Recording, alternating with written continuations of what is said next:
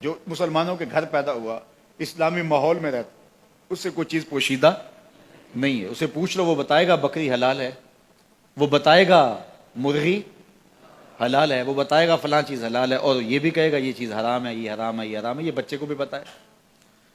تو فرما ان الحلال بین و ان الحرام، حلال بھی واضح اور حرام بھی واضح، اور اس کے درمیان کچھ شبہ والی چیزیں. کچھ چیزیں واضح ہیں کہ یہ حلال ہے، کچھ چیزیں واضح ہیں کہ یہ، درمیان میں کچھ چیزیں ہیں کہ جس میں کوئی شبہ ہے.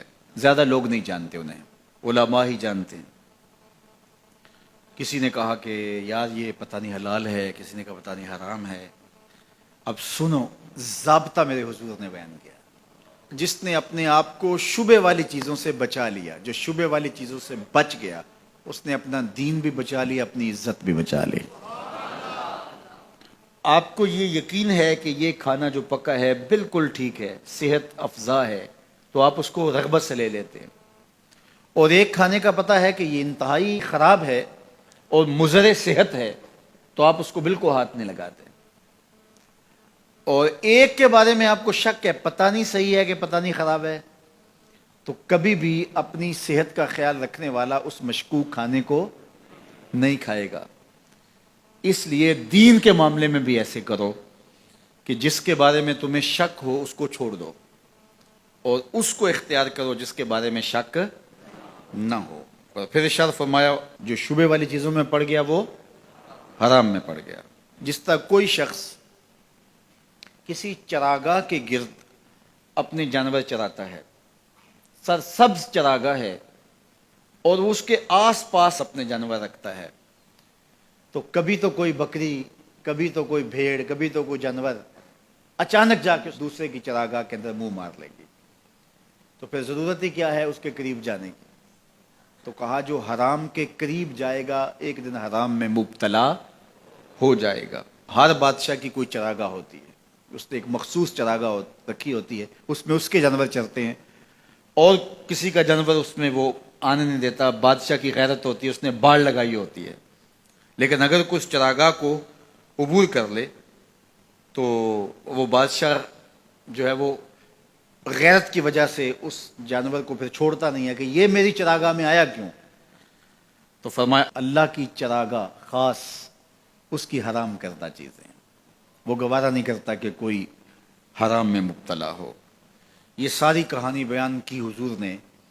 پھر اس کے بعد حضور نے اس کو مزید خلاصے کے طور پہ مختصراً بیان فرمایا. میرے جان و دل حضور پہ قربان، کائنات میں ایسا فصیح نہیں ہوا کوئی جیسے میرے حضور فصیح ہیں. یعنی جو حدیث نور آپ نے پڑھی، اس کا ایک ایک حرف واضح ہے، ایک ایک لفظ روشنی دے رہا ہے، اور یہ منزل نواز حدیث ہے. یہ ہماری زندگی کے اندر ہمیں خیر اور شر کی پہچان کروانے والی ہے. لیکن اس کے بعد پھر میرے حضور نے اس کو دوسرے پیرائے میں بیان کیا، اور کتنا خوبصورت انداز ہے. سن لو، انسان کے جسم کے اندر گوشت کا ایک ٹکڑا ہے، جب وہ صحیح ہو جائے تو پورا جسم صحیح ہو جاتا ہے، اور جب وہ خراب ہو جائے تو پورا جسم خراب ہو جاتا ہے. الا وہی القلب، گوشت کے اس ٹکڑے کا نام دل ہے. دل اگر ٹھیک ہو گیا تو پورا جسم، اور دل خراب ہو گیا تو پورا جسم خراب ہو گیا. اس لیے وہ رومی نے کہا تھا دل بدست آور کہ حج اکبر است. دل کو قابو میں لیا، یہ حج اکبر ہے.